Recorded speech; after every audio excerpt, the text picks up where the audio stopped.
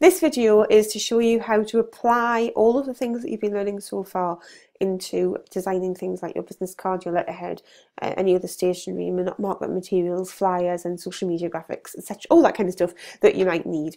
This is how to do it in Canva. So when you log into Canva, your screen will look very like this, obviously with different images in this section. And you can go into this create a design section, and there are basically everything that you could possibly need is pretty much laid out for you. And if it's not, then you can use custom dimensions up here. And once you've worked out how to do the things down here, then using custom dimensions and creating your own designs will not be hard. In fact, the first thing we're going to do is use a custom dimension, because the first thing I want to do is show you how to design a business card. And there is a business card option in here, but it is in American sizes. So if you hover over, you can see the sizes, and they're displaying in inches. You can, no, I don't think you can get it to change to display in millimeters. I could be wrong about that, but it displays in inches anyway. And the business card on here is 3.5 by 2 inches, which is 88.9 by 50.8 millimeters. And a business card in the UK is 85 by 55 millimeters. And I'm not saying that you can't use the American version. I'm not even saying that you have to design a business card in English sizes, but generally speaking, people tend to go for business cards that are the same size as everybody else's. And I think that's because it makes it easy for people to hold them in their hand or to put them in those business card organising wallets and things, you know. But you do not have to have a business card that is actually the same size business card as everybody else in the world gets. In fact, it would be quite nice if you did get something different. But because there is a high chance that you are going to want to get the same size business card as everybody else gets, I'm going to start off with showing you how to design a business card in Canva. So what I'm going to do first is I'm going to click on this to show you the kind of things they have, because they have templates in here which you might find really useful for inspiration, even if they don't fit anything that you might like. And we're not going to use them because I can't. If you have a Canva for work, I think you can resize the size, but I don't have that because I only wanted to show you the free version, and you don't need it in order to create a beautiful business card. But they have loads of different ideas down here, so you can get some really great inspiration. And if they've got a little foldy over bit, that means it's a double-sided design. So you can go down here and you go, oh, I really like that. I might want to take that element from there and this element from here, and you know, see how I can fit my business card together. And I would always say that when you're starting to design anything, you want to start on paper. So before you've even clicked onto Canva, you should have drawn out a business card shaped scribble on a bit of paper. You should have decided which bits of information you're going to include in that business card, and all of that is in your Apply workbook. And you should have scribbled down an idea of what you want on the front, what you want on the back, which elements you're going to use, all that kind of thing. And it might even have been worth uploading those images into the upload section, which is down here. You can upload your own images and they will appear here, and then you can use them at any point wherever you want to use them. So if you've got your logo and your elements and your patterns and everything sorted out, maybe the first thing you should do is to upload your images so they're there and they're accessible at any time. So we're going to go back to the business card and have a look at this for inspiration. So there are some really nice ones in here. I really like this one with this amazing background, but you'd have to have a pattern or a template that really fitted that. It would have to be your design, your pattern background to make sure it was consistent with everything else that you have, and it would have to be your typeface. Similarly up here we've got elements, we've got patterns. You already have these because you've been working on them over the last 5 weeks. So you can see where you might get ideas from. You might like how this bit's got a white box and a photograph. You might like this pattern. You might like the dots here and how there's a white box over the top, and you might think, oh, that's quite similar to the kind of look I'm going for. Let's see how they've done the other side. So we'll just click on this one, and you can see they show you the front and the back, and if you click on the back it shows up here, so you can see it bigger, and you can see how they've arranged all of the information. And you'll notice that each of these are separate text boxes.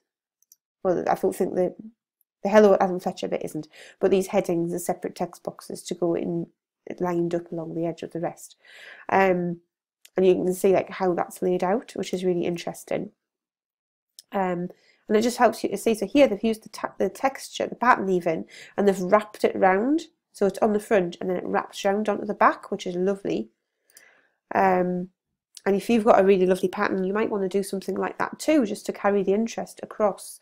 And also, obviously, if you're going to use a pattern like this, it would be very obvious the kind of thing that you did. It is a very pastry chefish sort of design, you know, with the croissants. And I'm not sure about the cups of tea and coffee, mind, but I'm not part of Bonnie's catering. Maybe if Bonnie's catering would be a bigger thing, and the pastry chef, she obviously makes the croissants, and everything else is to do with catering. So it is very related to what they do. So it carries that interest over. It makes the business card a lot more interesting than just your bog standard plonk, plonk, plonk version, which I'm not really seeing many of down here. But what you want to try and do is create something that is really interesting, like this one. That's quite boring. Yeah, that's very normal, and there is absolutely nothing wrong with that. It obviously depends what you do. A chiropractic physician, very serious thing. This is obviously their logo and the colour scheme that they've got to work with, and it's a lovely business card. There's nothing wrong with it, but if you look at it, it is quite typical of most business cards, where things are just laid out really, really neatly, which is really great. But I don't think that necessarily, and I think that's great actually for the back. It's really good to have clarity. But some business cards like this one, you've got you know, it's really, really bold, and it really stands out, and they've made things out of the different elements, different bits of information that needs to be put on the business card. So it could be worth having a little fiddle around in here and seeing the kind of designs they've got. I love this where the pattern's really big and it goes one side, and then have they got the other side in yet? No, we'll do it. There we go. So you've got the one side, and then it carries over onto the, no it doesn't, not unless you click on it. And then it carries over onto the other side, so that the pattern really makes the business card. It's really bold, it really stands out, and it's really really lovely. So there are loads of different ways that you can design a business card, and I don't think any of them are going to be wrong if you stick with the things that you've already designed and look at the kind of style that you're wanting to create, and think about your brand values and who's going to read it and the information that you need to put on there, as opposed to everything and you know, all that information that you could squeeze on if you really wanted to. You're going to be able to make this business card really, really beautiful. And please ask in the group if you're not sure about anything, and I will come and lend you a hand. Might even pop on Canva myself and see what kind of things I can suggest. But there's some really great things on here for inspiration that you can go and have a look at and just think, oh yes, I really like how they've done this and how that carries over. So yeah, go and have a look on there, and then you need to go back to where we were before, which, just go back to the home page. So you're going to create something with custom dimensions. So like I said before, business cards, generally speaking in the UK, are 85 by 55 millimeters. If you're not in the UK, then you can change it for whatever works where you are. But you don't have to have business cards that are business card shaped. So now we have our business card shape, and I would say make it double-sided, because you do get two sides, and you don't want to give someone a business card that's white on one side, because you can use that space to give them more information about your brand, to give them more, to provide more impact, to create more interest. So I would definitely say, though you can design one-sided business card, double-sided is so much better. So you want 2 pages, and the way to do that is to click on this little add page button. It says copy this page. It'll just create another page underneath. And what we might actually do is create a page, and then we'll delete this one and then copy the page, so you have all of the type and everything set the way you've got it.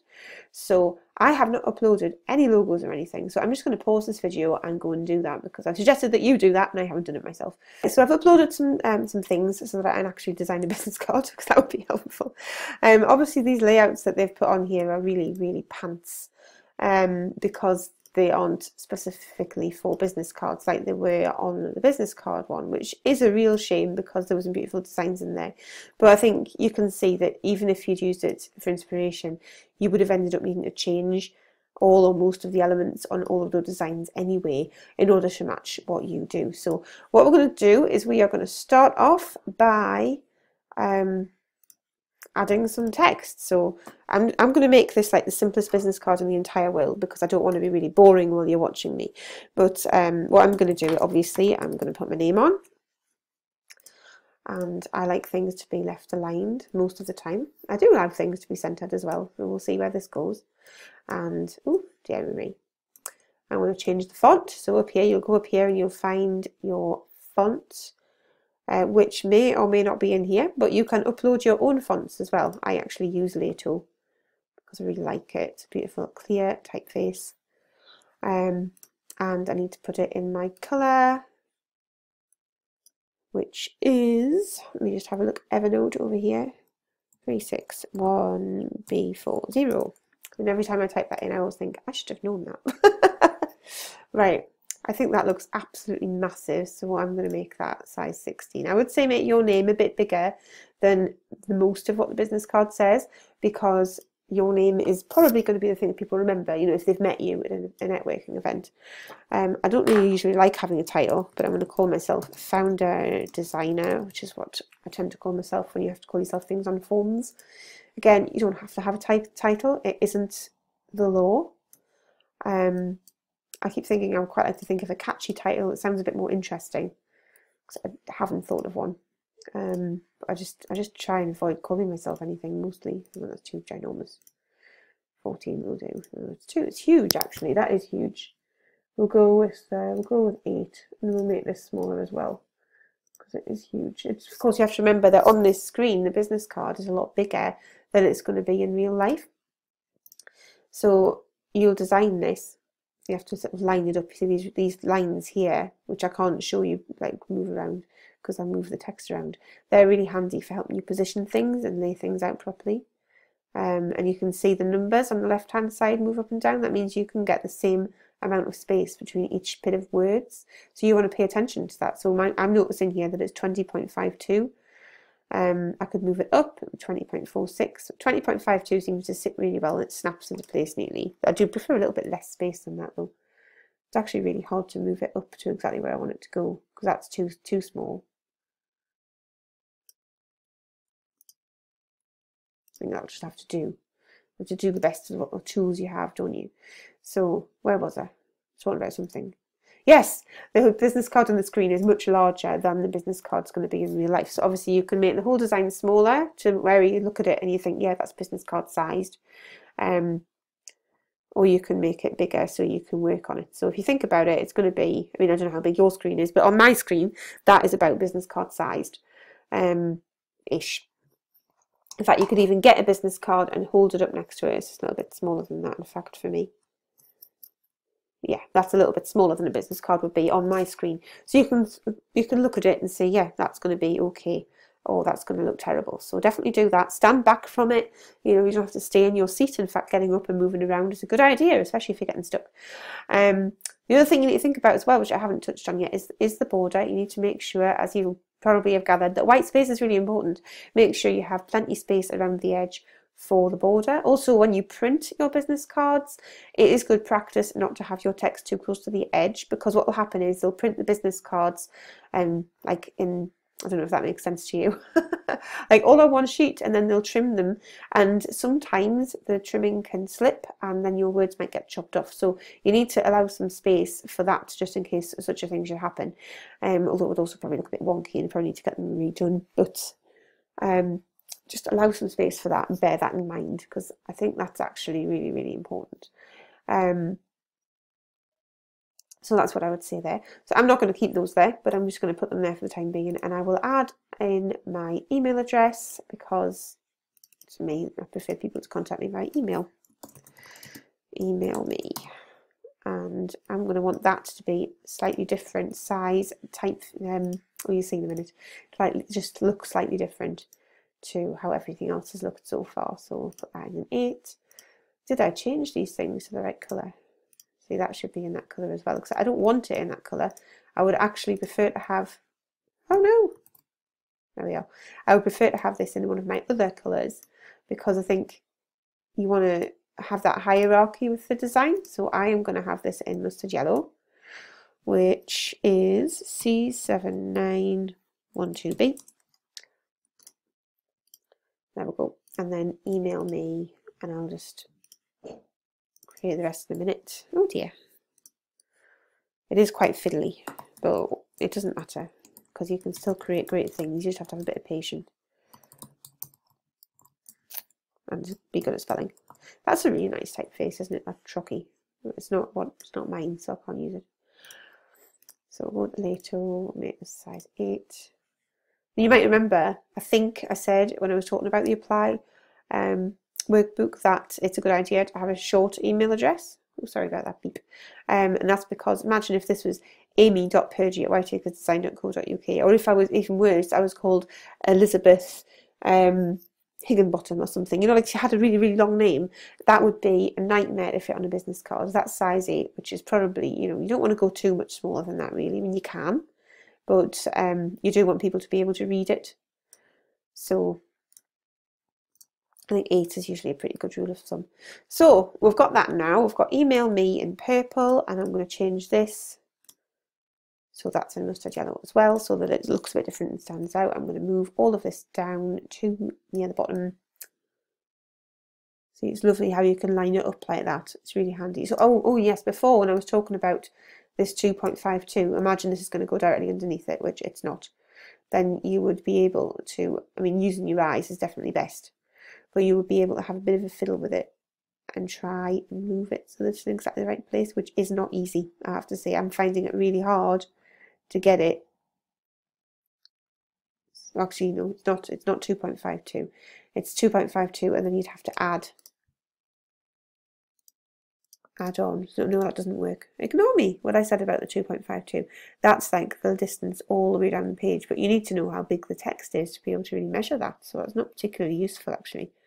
But if you use your eyes, and actually the fact that it just clips into place, you're going to be fine. So then you would just stick this under there, if say it was to go like that, and it all does sort of neatly fit into place. But I don't want to do that. I want this to go down here with a nice wide border, and I want it all to line up. So I love how that lines up there neatly. It clips into place. Looks really neat. Okay, so that would be, and obviously if this was my real business card, I would be adding more information on that, but I think keeping it as simple as possible is good. I would definitely add my website address on, for example. I probably wouldn't put my phone number on because I don't really like using my phone. But that would be the bare minimum, really, would be my email and my website address. So those would be the things I would put on, and I probably would mention that I'm on social media. Especially, I might even mention just one of the platforms rather than all of them, so that people go to a specific place, maybe ask them to join my group. I think of exactly what it is that I want to put on there. I don't actually have a business card at the moment, and this is something that I am going to be working on this month because I think it's about time I had them again. But I am going to be keeping it extremely simple. I'm not going to be using tons and tons of information.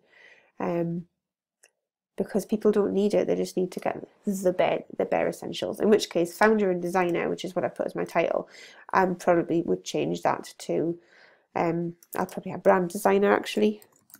So it's worth thinking about these things. And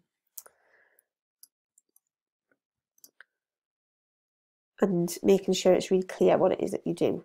So that's that. Right, so that would be like one side of my business card. Because I tend to do a lot of things really white, I would definitely keep that as being really white. I would stick my oh, that's really hard. Hang on, we'll just put that down again. Yeah, I would stick my logo on. Somewhere. It doesn't need to be huge. Oh, I've done it again. If you press shift while you're making it bigger, it actually doesn't help it stay the same size like it does in the design programs. So I don't like that over there, actually. I don't think I'd like it over there either. I would have a fiddle.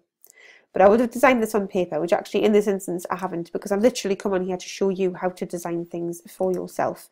And it's more about how things are done than actually designing something that looks particularly fabulous at this point. Though you can see how easy it would be to make something that looks really, really nice. So that might be one side of the business card, and then I would move on and think about the other side. And in my business, I have this pattern here, which is pencils on purple. I know it's a bit funny at one end. This is actually my desktop screensaver, and I did that, and then I decided it didn't really matter that it was slightly funny at one end, as long as other people weren't going to see it. And then here you are. So yeah, because all of my patterns and everything are actually saved as Illustrator files, so I'm not going to save them again. but I thought I have this one, so this will do really nicely. So I've got a pattern here with loads of pencils on, which shows you what I do. Because this pattern is actually really quite detailed, because that is absolutely tiny, those pencils, I'm going to make that a lot bigger because on a business card I want it to have a bit of impact. So I still want there to be a lot of pencils, but I don't want it to be really, really so subtle that you can't tell what they are. It might be nice to tweak the pencils so that they're at an angle.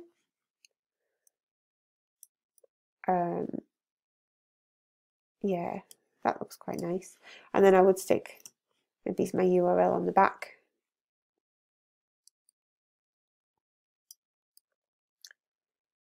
So you can see you can make it yours, you know, or you could do that thing like was on that other business card, which actually I quite like to do on the front of this. So let's just let's do that. I'll show you what I mean. So I could get the pencils, and it would have to be the same size of pattern, so I wouldn't be able to resize it like this, because you can't just copy and paste it, as I have just discovered, which is rather annoying. So you would have to have your pattern set up so it was exactly the right size for what you wanted. And then you can send this. There we go. Right, there must be a way to send this to the back. Oh no! Sorry, that did not go very well, did it? Give me a second. Right. Fortunately, it had just been sent to the place where all of the designs that you have created are saved. So this was nice and easy to get back. So I was wondering about sending it to the back, but it actually has already been sent to the back. It is at the back of the design already, so that is really handy. And then you would need to get grids are handy. We'll come back to grids. You would need to get a box to go over that pattern. Unless you can crop the pattern. Probably couldn't if you tweaked it. So we've got this. We want to arrange this. We want to send this back to behind all of the text, but not behind the pattern. And then we could move this along. So then we'll have the pattern carried around and wrapped around the business card, which I thought looked really, really lovely and really sleek and professional. And then you can see here again that if your email address was really long, you would have problems. So mine is slightly longer than I want it to be, but it's okay. So something like that, I don't actually like that at all. That looks awful. But you get the gist of like how you can do that, so you can have it with this pattern wrapped around if you want to do that and if that works for you. And how you can make it look on the front of your business card as well. You could add text on here to say something, you know, like brand design, print design, illustration, I don't know, anything you wanted to do. You could have. So I know I've said not to add loads of bullet points, but if there are some things that you want to mention on the business card so that it's super clear what you do, that would be totally fine. You could put testimonials on this side maybe. You could have like one testimonial that's really short but really fantastic. You could use speech bubbles to put that in, or you could just use a really nice typeface. You could make it look really elegant. So that's kind of how you would design a business card, but better than that. I'm going to get rid of that. I think that looks awful. And it's honestly, it's this side where the information goes that is the most complicated side to do, because you've got a very small space and you're going to have slightly more information than this, but you want to make sure it looks absolutely fantastic. And I would definitely suggest mapping it out on paper before you start, definitely, and thinking about what elements you can use. So if you've got different elements, for example, so we'll just pinch some from in here in the illustration section. So say you've got a different element for different things that you do in your business and you've uploaded them to the upload section, then you could put those on your business card. Don't make them too big because the information is really important. I mean, as long as they're like really simple elements, then it should be no problem at all, because they're just going to stand out, even if they are quite small. So definitely, yeah, don't make them too big, but you know, do think you can make a feature of them. And all rules are made to be broken, right? So don't think that you have to stick with something if you don't like it. Look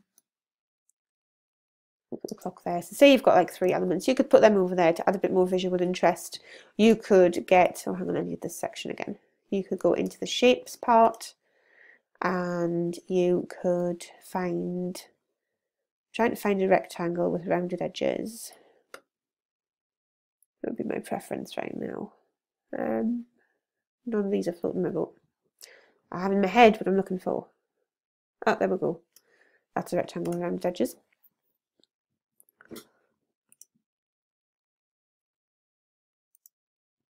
Okay, I don't really understand where it's gone. Oh, there we go. Nope. Okay, evidently I can't have that one. I don't understand where it is. Hang on a moment. Is it putting it somewhere else? It's putting it here. This is the problem. Okay, bear with me a second. Right, we don't want it on there. We want it on this one. There. So if you click somewhere on your business cards, then you can make sure that it goes in the right place. And you can click on arrange and you can send it back so it goes behind everything.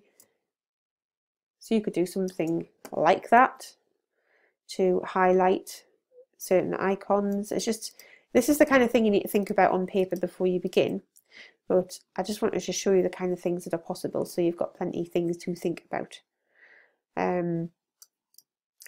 So when you're done and you have a design that you are happy with, after you've faffed around with this for a bit longer, because this does look really dull, in fact you might want to think about, you could do things like, you know, with these shapes, you might want to have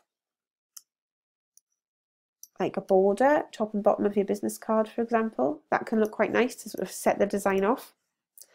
And you could have them different colours in different sections.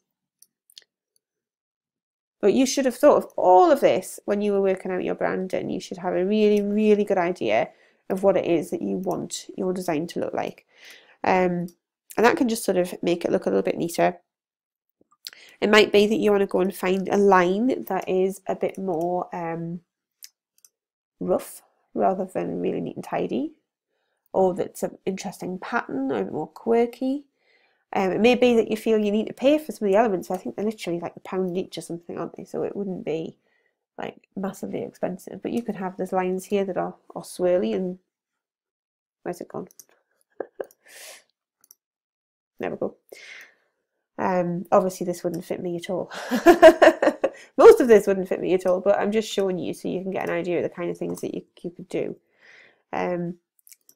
So you can have like all these sort of patterns around your business card, just to set it off nicely, and think, yeah, just think really carefully about how you want to lay things out, because also you don't have to lay things out down, down, down. You can lay things out so you've got stuff on one side and then you've got text over here. There's nothing wrong with that. You might want to stick your photograph on your business card. I would recommend that, actually, if you are a major part of your business that people are going to recommend. So just have a look at other business cards and get a really good idea about the kind of things that you like, and come up with something clear and simple. Definitely there would be a bit more information than that, and that it's easier to visualize things with slightly more information as well, because otherwise they just look really, really dull. But you could also input your information in a rectangle. So we've got this rectangle here, and you might decide to stick that further back so that it would highlight certain parts of your information, and break your business card up a bit. So definitely think about how you're going to break it up.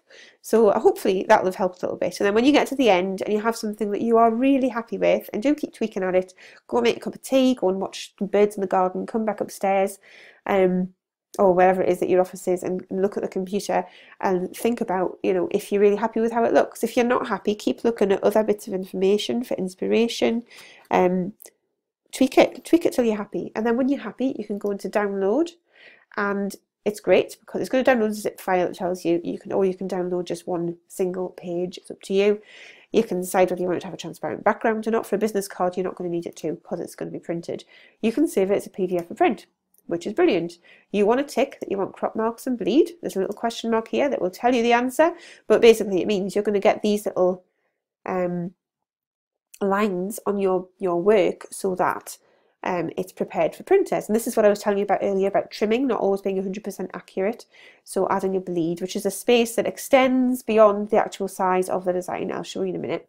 But also that it's going to be trimmed down, so you need these crop marks for where it's going to trim, and the crop marks will happen, well, hang on, I'll get rid of this. The crop marks should happen here, so the crop marks should be right on the edge of where your actual design is, but the bleed will extend further. So if it trims wonky, like I was talking about earlier, you've got all of this colour, see how it's spread out. So you don't want to make it, when you're designing it, so it goes right to the edge of your design. You want to make sure that if you've got something with colour on, that it extends further out the edge, so that you get that bleed, so that if it's trimmed and it goes wonky and it's trimmed on this side, not on that side even, you've got more colour and it doesn't look terrible. So then you would download like that as a PDF for print with the crop marks and the bleed marks, and you can send it to print, which is just brilliant.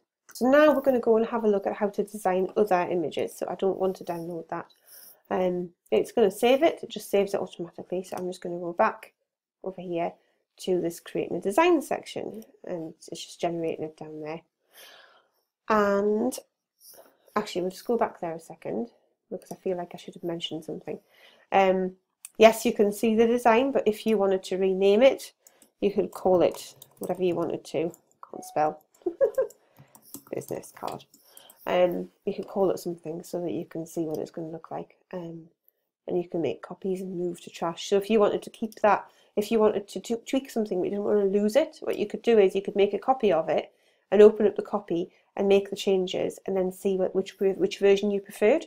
That's really useful as well. So the next thing we're going to do is we're going to have a quick look at designing a letterhead. And in the UK, obviously letterheads are A4. If you click on here, you can see it's 29.7 centimetres, which is A4. So you can use the letterhead template that is in Canva to create a letterhead, which is brilliant.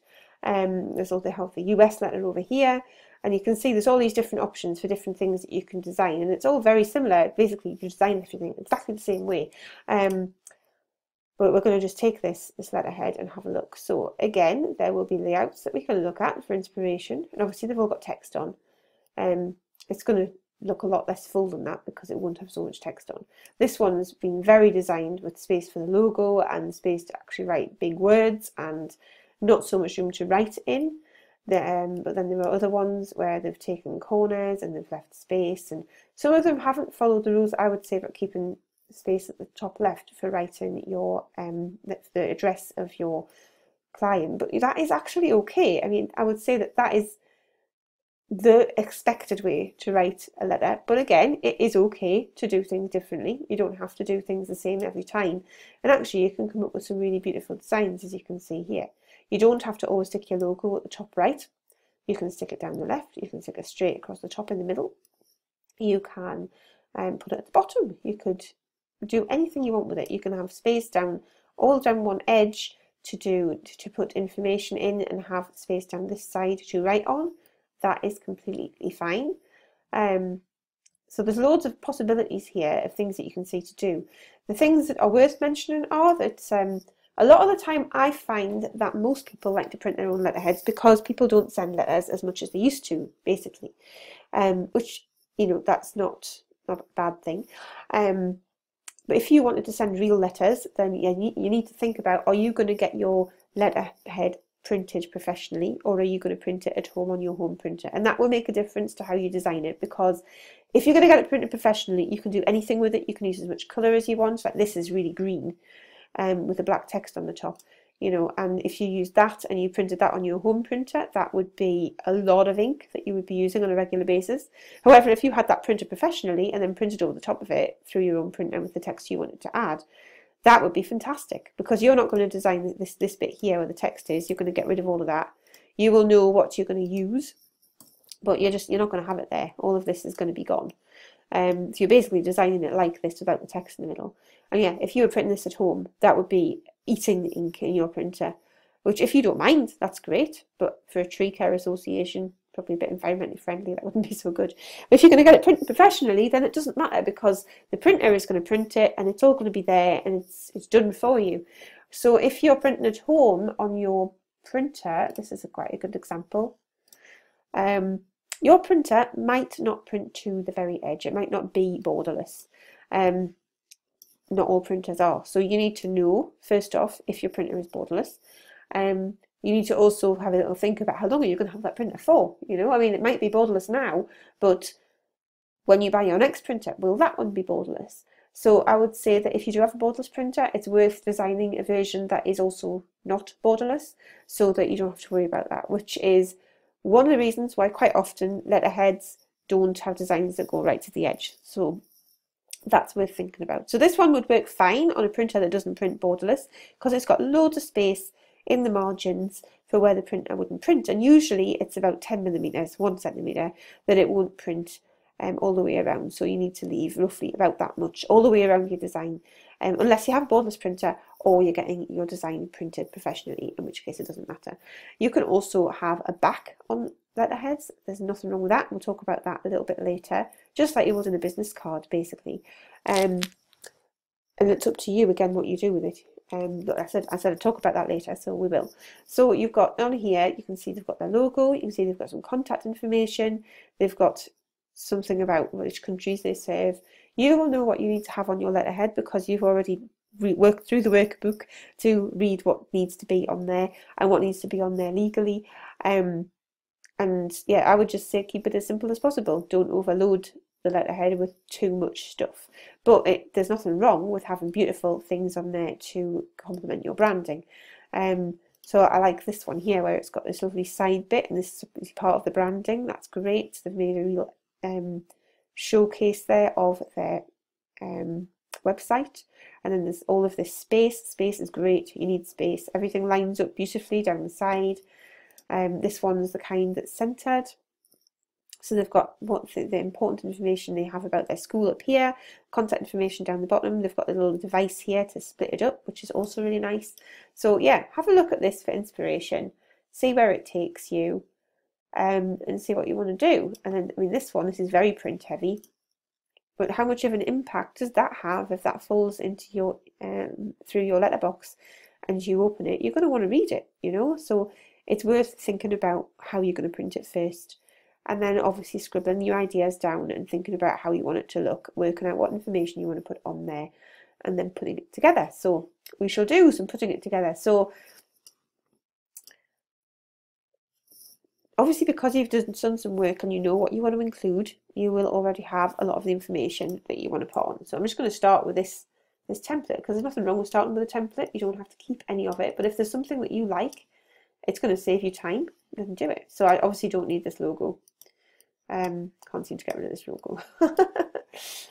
So I am going to upload my own logo. Oh, there I go, pressing the shift key again. You don't need to press the shift key. It's just because it's just exactly like it is in the design program. So it's going to line it up for you, which is excellent. I'm going to make it a little bit bigger. And I want to move it up. Just try and leave that space. You can change the transparency of things if you want to. So if you wanted to put that on a different colour and have it so you could see things through it, you could do that. I mean, there's all these different features at the top. This links things together so you can add a URL in, which is not really relevant on a letterhead. I didn't go through this on the business card.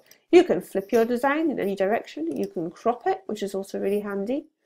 And you can add a filter if you want. So you can say, oh, I want that to be brighter, or I want more contrast. And you can go in there and you can make those changes. There's some advanced options as well. So you can have a play with all of these if you want to. And then you can take the code and you can keep that code so you can apply that filter to the same design on everything that you do. So that would be something to stick in your style guide. So yeah, I didn't cover that in the business card, so I just thought I would. So because I want to keep this dead simple, I'm just going to zoom in. Oh, that did not work. How do I get to the bottom? Here we are. And I'm going to just change the information they've got here so that it is mine. Oh, I really don't like, you see how on here they've got telephone and then they've got F for fax and it's on a different line. It looks so messy. Don't do that. Try and keep it all so it's on the same line and it looks really, really lovely. So I'm going to put my information in here. I don't have a fax. My mobile is the same thing as my telephone, so I'm just going to pop this in here.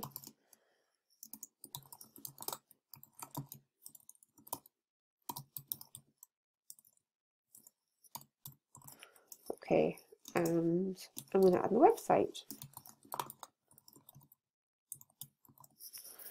And then obviously you would need to change that to be in your typeface as well. So I'm not Quicksand, I'm a Lato person. Dun dun dun dun, where is it?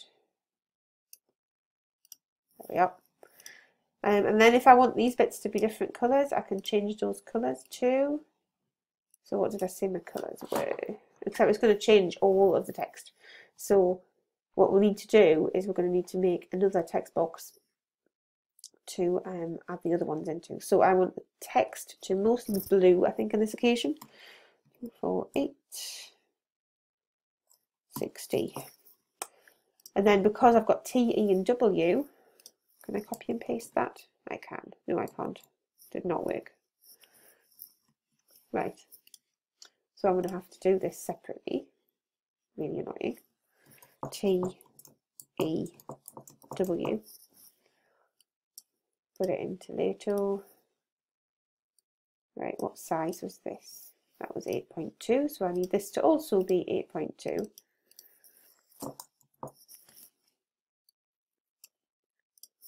Put it to the left, and then I'll change the colour. So obviously I don't want this to be blue this time because I want it to stand out from the blue that I had already. So I'm going to make this purple. No, I'm not. I'm going to make this yellow. C791 2B.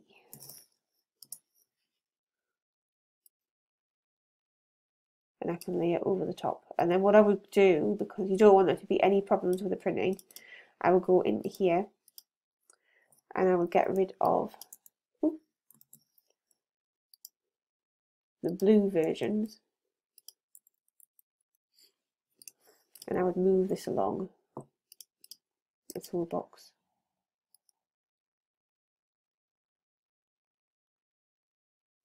There we go. Get rid of that T there. There we are. Oh, now I am doing what I said not to do. Sorted. So there we have it. So now it looks really neat and very, very tidy, and that's very printer friendly. That would be an extremely printer friendly version. If I didn't want to be quite so printer friendly, I could put some pencils in the background, very subtle pencils, so that I can still print over the top. Though obviously, you know, you can print on things. There were some solid colours in those designs, wasn't there, that were printed with black on top, and it still looked great. So I could totally do that. And it's put it in the background already. I can't send it forward or backwards. It annoys me that I can't do that, but that's just the way it is, and it's fine because I need it in the background anyway. So that could be a letterhead. If I wanted to, I could make the pencils even more transparent and less obvious. Although what I would say is that when you send something to print and it's got a transparency on it, it'll show up probably the way you expect it to. If you print it on your home printer, that probably wouldn't print. So you're going to make it a little bit more obvious. Maybe test it and see how it looks, and then you can decrease or increase the opacity until you get it perfect. And then you can add a new page. So you can add a new page, and it's just, I've copied the one I had. So if, say, I wanted to keep something, like I wanted to use some of this text here, like the same size and everything, to maybe say something extra about my business, then I could do that. Or I could take the logo and I could decide I'm just going to make it bigger on the, shift again. I could decide I'm going to make it bigger on the back to really drum it home that this is from me. Or basically, if I wanted the logo on there, and I could maybe decide that actually what I really want to do is is keep the logo on, but I want it to go further down and near the bottom. So there's still tons of room to write. You've already got all that information on the other side, and you want to make sure that it's on the front, because you only might need one side if you're going to home print it, and then you wouldn't bother printing the other side. Or you might say this for all of my middle pages and my letters. If you write really long letters, I'm going to have my logo at the bottom right because they've already seen it on the front page. Or you might decide to add a new page and do something really fun with the background. So you might decide to do something like this, so that your background is really, really bold and really stands out. And I mean, imagine how lovely that would look, all folded up. And then you might get some other device and stick that on so that it's obvious who it's from. And just, if you put it near the bottom and don't stick loads of information on, it actually has more impact, and it looks more professional and smarter and sleeker. So that would be very, very smart, very bold, and make a bit of a statement in the post. And then you'd have your inner pages, maybe, if you're going to do that, and you'd have your first page on the letterhead. But you could do anything. You know, we saw designs earlier where the logo was in the middle, and you could take this information and zoom in a little bit. Here we go. You could decide to have it all on one line. You have to make the line bigger.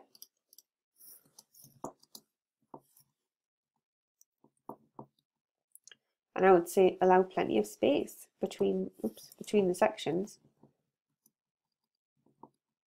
And if you're doing spacing, then I would make sure that you know exactly how many spaces are between each section. You can copy and paste into each bit to make sure it's the same size as the last. Oh, not what I was trying to do. We'll go select it, we'll make that centered. There also isn't a law that says you have to have more than, they can only have with one letterhead. So if you decided that you wanted to have one letterhead design for one thing and another letterhead design for something else, or maybe you just wanted to bring the changes from time to time, it's perfectly okay as long as it's all within your guidelines and it all says something about your business and doesn't make you look totally mismatched and messy. So I do it all at the same time so that you know that it looks okay. So you could put this down here. If you've got to include all that boring information, you know, about being a limited company and what your registered office address is and things like that, I would make that the tiniest typeface that you can. It's still going to be remotely legible, like 0.6 would be okay. And then you could maybe, hang on, I'll show you. So I want to copy this, or you can copy it, copy that and paste. So you could have, here we go, limited in England and Wales, and you'll have a number, and you'll have your office address, which could be, I don't know, 42 Windsor Gardens, London. You know, you don't have to have that same size as all the other text. You could easily make that a 6, and that would be completely fine. You'd still have included it, it would still be legible, but it's not as important to you and to people who are actually going to receive your letterhead as the other information above it. So that's a way to make that look neat and tidy and not ginormous. So that's what you do with your letterhead. And then again, if you're going to download it, you can download it for print, which will mean you can have it with the crop marks and bleed marks. You can have it without if you're going to print it at home because it'll be a higher quality. You could save it as all these other formats as well, but really for a letterhead, you're going to want a PDF. So that's what I would do for your letterhead. And then we're going to move on and talk about, I know we've already been talking for 45 minutes, but there are so many different things that need designing. So you can go back into here and you could find whatever it is that you want to design, and there are so many things and so many options. We're going to click on flyer. This flyer is 5 inches by 7 inches. I'm not sure what that is in millimeters. I would check and make sure it's a size that works for you. But regardless of whether it is or not, again, you can come in here and get some inspiration for the kind of thing that you could do. Isn't that lovely? If I saw that, I'd definitely want to go to the ice cream party. And just see what sort of inspiration you can get, because it doesn't hurt to look at inspiration ever. Just don't necessarily copy from it, because other people will be using these templates and you want to be different. But hopefully, because you've done all of the work over the last 5 weeks, you will be different, because you know what your colours and your typefaces are. You know what sort of guides you're setting yourself for how you want your designs to look.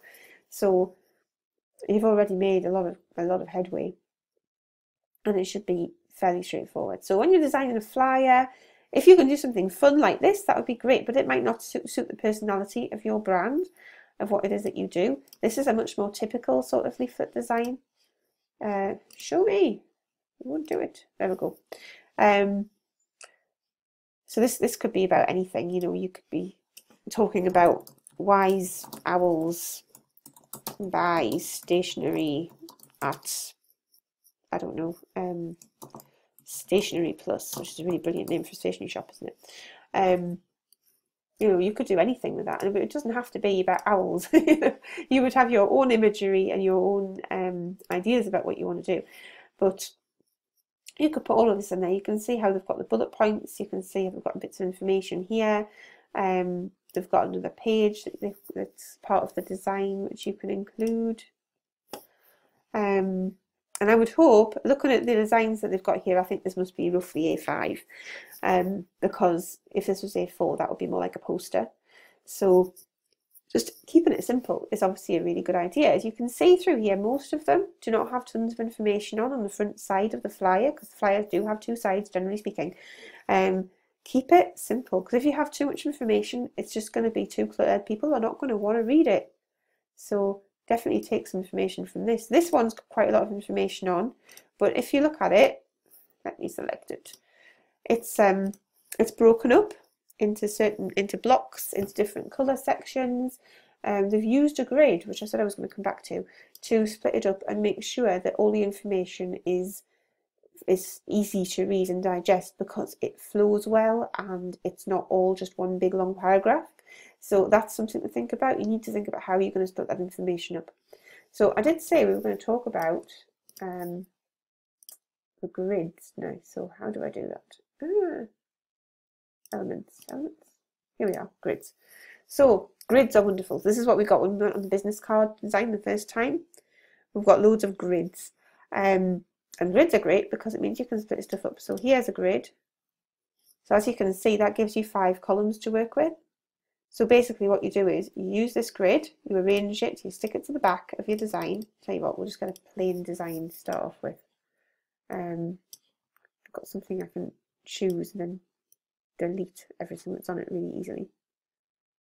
That one looks super simple. Give me a second. Right. So, each element. Okay, we can just group the lot. There we go. So, we'll come into elements. You select your grid. We've now got 4 columns.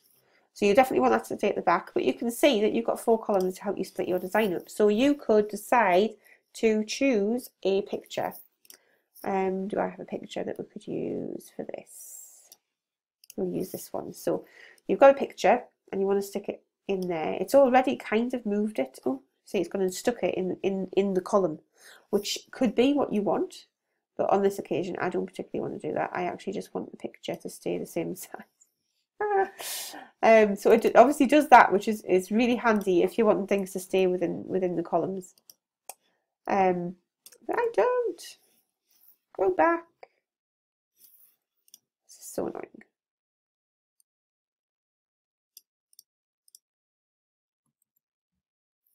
Right. So I have my image. We've got this grid up here. Okay, so maybe what we want to do is select a different grid, because yeah, I hadn't really thought about what I was going to design to begin with. So we'll have this one, right? So we've got this picture. Can we move the picture? No, I want the smaller picture. So think, if you've thought about the layout beforehand, you'll already have this scribbled down on your bit of paper in front of you, and you'll know, for example, I know at this point I want something that has a picture that goes across the top, I want a block of text that goes here, and I want a column that goes down there. That's what I'm looking for. You can see they're getting more complex the further down we go. I don't want complex. I want really simple. And it might be they don't have a grid that will suit my needs. We'll find out in a moment. Okay, well, I think that's probably going to be the closest. Right, so we'll use that grid. We'll stick it at the back. Okay, we've got this. And I want this to go in there as this picture. So that's brilliant. So we'll stick that in there. Obviously, it's not the best picture for the shape, but you get the idea. So you can use this to help you lay it all out. It'd be really nice if you could like change the grid a bit, but evidently you can't do that. So we've got this section here, and I want to stick some text in there. So I'm going to get a heading, and I'm going to move this over there so you can see where I want it to go. And I'm going to learn to spell. I'm going to do that. It's interesting how it's dragged the photograph in, but it hasn't dragged in type. That's actually incredibly annoying, because it would be really useful if it did. So you can see where your column is, where you want your text to be. So then you will go and get some more text. Oh, but not in there.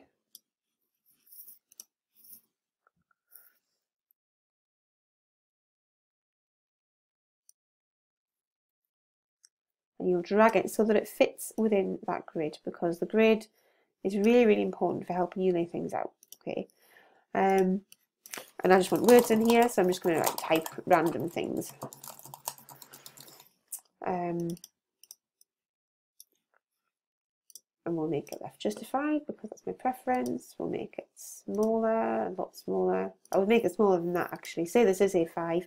It's an actual thing people are going to read. I think 12 is really quite the biggest. I quite like 11 actually. So I'm definitely going to need more text.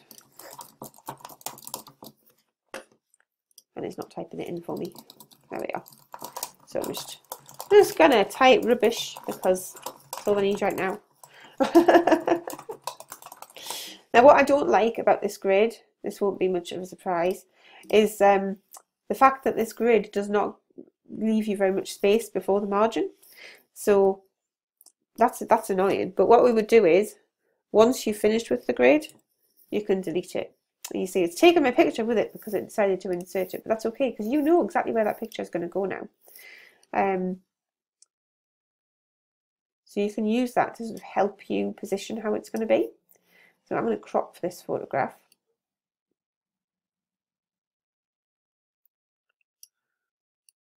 So this is showing you how to crop things. Useful things to know. I want to crop it so it's rectangular. But it isn't going to do it for me, which isn't, oh there we go. You just have to grab the right bit. Okay. That's good. I'm happy with that. And place that up there. And then I know that I want this to all line up with the edge of the photograph. And that'll still be within the grid, the design that I had. And then I could put more information down here and I could split it all up. But I think what I like what I was saying, it's just got huge, no, really thin, really narrow margins. And I think having it, oh for goodness sake, it's so annoying when it moves around. Having a really wide margin is actually really, really important because as I've been saying and banging on all about it all this time, it really, really helps what you're doing to stand out. So it's absolutely crucial. So I would use that grid as a sort of basis for your design and then tweak it like I'm doing now to make wider borders and to make sure that your design is going to have plenty of space all around it, and that includes between each piece of the design as well. So here we've got where it says papercut designs, and then we've got the text, and we've got the image, and I've moved the image up so there's more space above it, and I think that's incredibly important. The other thing you can do in Canva, which is also really useful, is this spacing thing. So you can do line spacing, really important. You've got letter spacing, so you can make those spread out a bit more, also really important. And yeah, that really helps because then you can make it look really, really nice. So once you've done that and you've got something over here, I'll just stick a block over there.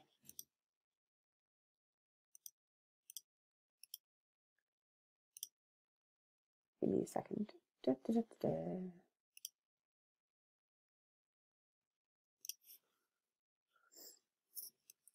Okay, so you can imagine that this is text or it might be a photograph, whatever it is, it all lines up. See, lining things up, really important.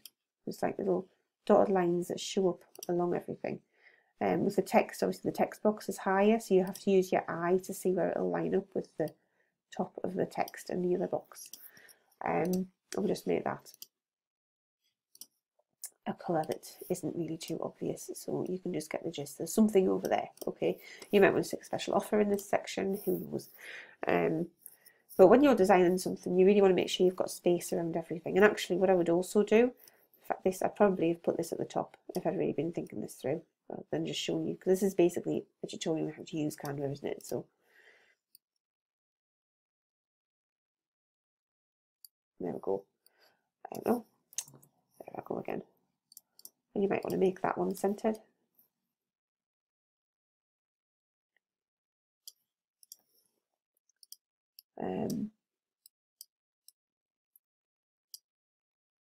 move it all around. So I think that hopefully you get the gist, where you can see how this could end up looking like something really lovely. And you can do all those similar things that we did when we were talking about the business card. So you could have a border that goes right along the bottom, if that floats your boat. It does often set things off quite nicely, to be honest. I quite like a border, but it certainly isn't compulsory. I'm just going to pick a random colour because this is not for white acres. That didn't even work, did it? I'll go with that then. So you could do something like that to just sort of set it off a bit. You could have your text could be on a coloured border. So we've got paper cut designs written up there, but actually it might serve you just as well to have it behind everything, the text over the top. There's no law that says that you have to have complete white space around everything. You could have it, because that actually looks quite visually interesting. The photograph's not very good, but it's quite visually interesting. That blue now looks awful, doesn't it? So you could do things with your flyer, but again, you should have designed this on paper beforehand so you'll know what it is that you actually want to do. And then if you come up with some ideas when you're on here and you want to tweak it and try them out, then you're brilliant. So when you come to download it, again, PDF, print, crop marks and feed, just like we were talking about when we did the letterhead, that'll really help you out, because then you know what you're doing and you've got that sorted. If you're going to print it at home, you need to think about that as well, and maybe just have it without the crop marks, make it all so that you've got that space around the edge for your printer to cope with. So you really do need to make those decisions before you start, and then you know where you are with that too. So the other thing is, I would say, if you are going to print this and it's got a photograph, you need to make sure that photograph is CMYK before you upload it to Canva, because otherwise the print quality will be different. It'll be a flatter, it'll still print, it might even look okay, but if you can make it CMYK, it'll look much better. So I'm just going to make a little note to do a video about that. She says, picking up a paintbrush. I can't write with a paintbrush, especially with no paint on it. Right, so I will find a tool for you and show you how to transfer a photograph from RGB to CMYK, because that's really worthwhile doing. Otherwise it's just not going to be that as quite good quality as you would want it to be when it comes out the other end. And that's all I've got to say about flyers. So that would apply, all this sort of same thing would apply for everything else that you can design in here, for the posters, the presentation documents, for any graphics that you're going to create, really, magazine covers, presentations. Think about what you're going to use it for, think about how you're going to create it at the end. You know, if you're printing it, you really need to know how you're printing it. If you're going to design a brochure or a magazine as well, which you can do in here, something really important to note is the pages must be divisible by 4, because what happens is they get a sheet of paper. So if you got a sheet of paper in front of you and fold it in half, that's 4 pages, and that's how a magazine is created, by sticking those sets of 4 pages together. So that's important to know as well. But the same layout principles apply to everything. Just make sure you think about it first, work with a grid, draw ideas down first, make sure that you know what your brand images look like, and just get started. So I'm going to really quickly talk about creating images for social media, because I think that's something really important that obviously we all have to do. They have all these different options for social media posts up here. There's Twitter posts, social media graphics, Pinterest graphics, Facebook posts, Facebook app images, Tumblr graphics, Instagram posts. Kind of spoiled for choice on the different things that you can design. And I would say that, you know, you could design all of these, and certainly if you have Canva for Work, I know it resizes things and jigs things around for you. I don't know exactly how that works, but if you wanted to get it and find out, you could. But if you were to use what they've got for the Instagram post, which is 1080 by 1080, then it will also work for social media posts, which are just square. It will also work on Twitter, but it'll be that this section here, so say where it says Brixton Colour Run, that sort of amount of the image will work on Twitter. If you can use Pinterest, you can use square graphics on Pinterest as well. There's nothing that says you can't. Obviously longer graphics are better, but if you're into saving time, then you can make a square one. and you can use that. But then you might, if you want to make a Pinterest graphic, if Pinterest is a really major part of your strategy, you would definitely need to make a separate Pinterest graphic. But you can use that Instagram post on Facebook as well. It doesn't have to be this. It can be squares. Squares work on Facebook really well. When I do social media graphics, I tend to just make one square post. I might do a Pinterest graphic if I've got the time. And occasionally I make Twitter posts, but we're talking occasionally. I don't, but that's because Twitter isn't such a big deal for me. I use it, but it isn't one of my main things. So if it was a main thing, I would probably be more concerned about the Twitter post. But what I would do then is I would make sure all my information was right in the middle so that it would show up on Twitter. And if you go and look at images on Twitter, you can see them in the feed, how they look, and then you can click on them and see that what they're like bigger, and you can see which section you really need to pay attention to. So I'm going to show you how to create what we're calling an Instagram post. But like I've just said, you can use this on Facebook, you can use this on Twitter, you can use this on Pinterest, you can use this on, what else is there? You can use this on Google+, you can use this on LinkedIn. You can use, honestly, this size graphic will do you for everywhere. So going back quickly to what I was saying about Twitter, because I think it's going to be one of the easier ways to show you. Say you've got this design here. Then this section where I'm about to put this square is roughly where you would need to put the most information so that you could use it on Twitter as well, with it looking really fantastic. So obviously go and check this out and make sure that you're really happy with how the layout works on Twitter, but it would be put all your information like in the middle, in this middle section, the main point of what you want to say, and that'll show up in Twitter. And you can still have extra things around the edge that people will see when they click on it, but this is where you'd want to put the information so people can actually read it. So when I design graphics for my business, I do tend to try and put things in the middle. But like I said, because Twitter isn't quite such a big deal for me as other platforms, I'm not too fastidious about it. But you know, you might want to be. Definitely most of my information tends to go in the middle.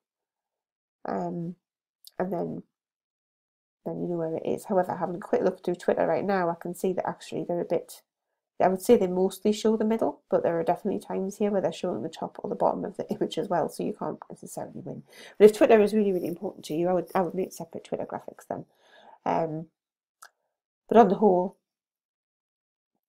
I think it tends to show in the middle of the graphic, so I would do that. So we'll get rid of that. We'll get rid of this text. In fact, we don't need it at all. I just want a really blank one. I just clicked on that so I could show you. But once you've got a blank, full one, you can't have a blank one anymore. That's all right. We'll just delete all of this. So you're going to create a social media graphic. I actually already have some that I designed ages ago. So I think what I'll probably do is I'll just go and show you them, because otherwise I'm just going to be showing you things that we've already been going through. So if we go down here, this is a social media graphic for I've got two actually. So this is a social media graphic for my embellish box. This is a social media graphic that I used for Whiteacres with the space to write text over the top here. And that is a photograph with a block over the top, and then you stick text in this bit. This is a photograph with two types of text over the top. Over here we've got a photograph, we've got a transparent box over the top of that, and then we've got text over the top of that one. Here we've got a graphic of a pattern that I designed with my URL on it on top of a white box, and then we've got a box over here with text on top of that. So you can see it builds up. There's this image here again, but I've used it over here. I've got a different box in a different place with two types of text. You can tell it's two types because we've got big capitals, and then we've got the smaller one with lots of space in between the letters. A while ago, a long time ago, I created a presentation where I was creating social media images in different platforms, and I made this image in Canva, PicMonkey, PowerPoint, and in Word, I think. Canva was by far the easiest. Oh, obviously Trello didn't exist then. I'm going to show you Trello as well, but I think Canva is still my preference, and it was the easier version. So this is the logo, this is a border around the edge, this is a block with my logo on top of it, and then there's two types of text put on the top. And you can also use it for creating infographics, which is what these were for, to show infographic design. actually I have that. I will put this tutorial in the members site, because I think that might be quite useful for you, because creating infographics is something that you may wish to do as well. So I'll just click on this one. So this is a social media graphic. That's just a photograph. There's a text box. It's all one text box, which I don't think you can do now. I think you have to have separate ones. But this is grouped. I think it might be grouped. I'm not sure. But anyway, the point is you just have to overlay things. And this particular one doesn't show you something which I do talk about quite often, which is to include your URL or something in there. And what you can do is you can stick it pretty much anywhere and just make it less obvious. So even if I stick it in there and it goes in the middle of the text, which doesn't look very good, if I make it so you can't see it so much, it's not really a big deal. But it's still there, so that it definitely shows that the design belongs to you. So yeah, designing a social media graphic is just like designing everything else. You don't need to worry about the bleeding or trimming, because you're not going to print it. But it is important, again, to think about how you want it to look. And actually, what might be useful for you might be to show you. This is Promo Republic, which is what I use to create my social media graphics. So we've come out of Canva now. I think I've pretty much finished showing you how to design things in Canva. But in Promo Republic, I want a square. Not that it matters. Right, in Promo Republic, they have a very similar sort of design system to how they have in Canva, which is one of the reasons I like it, because it is so easy. So you can see, if you look down here, these are all different designs that I've created. I'm going to refresh this page, because actually this has just been like open since the last time I used it on this computer, and that was a while ago now. So we'll just go into here. You don't need to know about any of this. I'm just showing you for how to design stuff. So, right, so we've got Instagram posts, and I've got what we call my ideas, so saved files, recent files. And if you look down here, you can see all sorts of different things that I've designed, and you can see that there's very similar look and feel between them all. And it is literally a case of having a photograph behind things, having text over the top, having your logo for whatever it is, and your URL. And just keep it as simple as possible. So I have this text post that I use all the time. So if I wanted to create another one, I could literally just pop in, type it up, use it. And that's kind of thing you're aiming for with Canva, so that you can create templates and just go boom, boom, boom. Because I think with social media, you have to create posts all the time. You're probably going to create at least 7 posts a week. You want to make it really easy and not something that's really stressful for you. So you can find a graphic that I can click on this one, and I can go, right, I'm going to have a different background, and I can go into here, and I've got different backgrounds, photographs of me, but I prefer the different backgrounds. I need to get more background ones. And you can just stick it in the background, and you move it backwards, which obviously in Canva you do a bit differently. Let me just find where we were a moment ago. Here we are. So on here you would arrange it, and you would send it forward and back. So it's basically just a case of making it really easy, changing the text.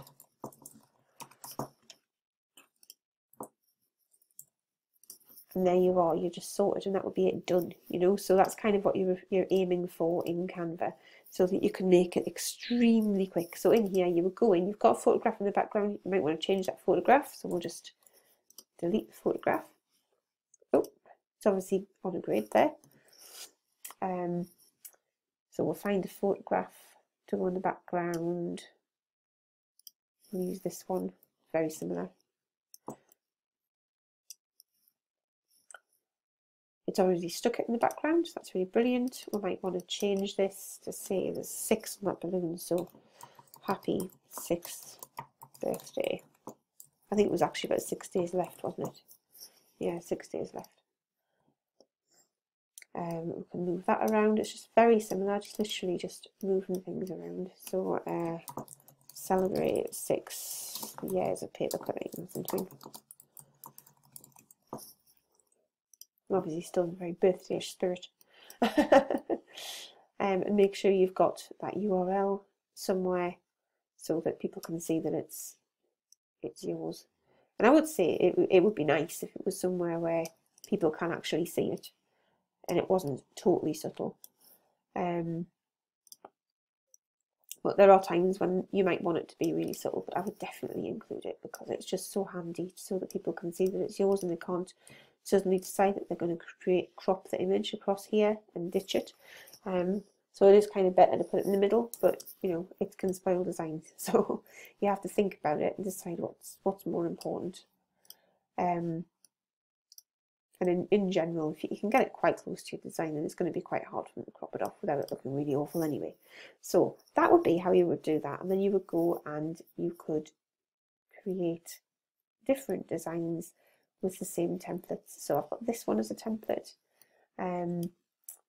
I've got, let's see, if we go back to the main place where all the kind of graphics are stored. If we went down here, we could see there's this why bother. And in this one, again, you could just hop in and you could say, right, I don't want that photograph. I don't think I've got a photograph that I would want to upload that would really fit the bill. So we'll use this one. This is of a photographer called Rachel McClunfer, taking a photograph of Trevor, who's a little guy. I made out of Fimo for an advert for a client ages ago. Then you can just go in and change the text. So it is literally about finding a way to make it as simple and easy as possible so that you don't have to reinvent the wheel, and that something is there that all the time you've got things set up so that all you need to do is go in and just literally change the image, change the text, and there you are. And if you have a series of different images that you can use, then you're made, and it just makes life so much easier. So that is what I'm intending for you to get to with social media graphics. And then you can go to download as a PNG. You're not really going to need it as a transparent background. Let's be honest, you're just not, because social media, you won't need it. So what you can do then is download it and use it. Stick it in whatever program it is that you use to create social media posts. And that's it. That's how to create all those graphics in Canva. And all of these ones up here, very similar principles. Top tips: start on paper, use a grid, think about how you're going to create the end product and how close to the edge it needs to be for, you know, the printing issues. Walk away and leave it and come back and look at it later. Minimize, like, make it smaller on the screen and larger on the screen, like that sort of thing is what I mean. So you can see how it looks from a distance. And see, it's really big now. Yeah, and come in the group and ask questions if you get stuck. And yeah, let me know if you need any help with anything else. Well, hopefully you'll have found that really, really helpful. It was a very long tutorial on how to use Canva, but it does really help if you know what you're doing. So also look for inspiration. Inspiration is great. You don't have to just get it on Canva, but there are some really good things on here. So lots of luck.